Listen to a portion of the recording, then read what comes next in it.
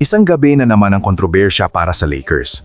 Down by 2, may pagkakataon si LeBron James para manalo o mag-tie ng game. Pero walang tawag ang referees. Hindi natuwa si JJ Redick. Direkta niyang kinwestiyon ang desisyon at sinabi niyang parang nagbabago ang paliwanag depende sa resulta ng laro. Kasabay nito, may technical foul pa si Luka Doncic na ngayakaibang detalye.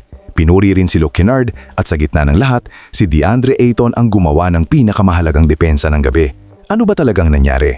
Unahin natin ang pinakamainit na usapan. Ayon kay JJ Redick, malinaw para sa kanya na may contact sa braso ni LeBron. Down 2 points, nakuha ng Lakers ang play na gusto nila. Open look para kay LeBron. Tinamaan muna ang bola pero ayon sa rule, kung may possession pa rin at tinamaan ang braso, foul iyon. Pero hindi iyon tinawag. Nag-challenge ang Lakers at natalo sila. Dito na naglabas ng frustration si Redick. Sinabi niyang parang paulit-ulit na lang na nagbabago ang explanation depende kung sino ang nananalo. Ibig sabihin, para sa coaching staff, hindi consistent ang officiating. At sa close game, isang tawag lang ang pwedeng magbago ng resulta. Hindi lang iyon, may isa pang kontrobersya, technical foul kay Luka Doncic. Ayon kay Redick, susubukan nilang iparisin ang technical. Ang mas interesting, may sinabi raw sa ibang language na hindi naiintindihan ng referees at may reference pa umano sa mom ni Luka. Ibig sabihin, posibleng misunderstanding ang nangyari. Kapag na-rescind ito, malaking bagay iyon dahil importante si Luka sa closing stretch. Sa gitna ng drama, pinuri ni Redick si Luke Kennard. Hindi man flashy ang performance pero malaking tulong ang spacing at shooting niya. Ito yung tipo ng player na hindi laging headline pero mahalaga sa system.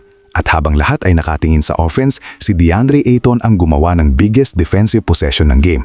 Ito yung sequence na nagpakita ng kanyang mobility at awareness. Una, nagbigay siya ng help defense sa switch kay Paolo.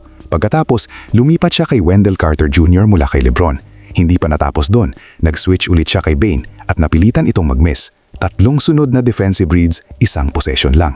Ito yung klase ng depensa na hindi makikita sa box score pero nanalo ng game.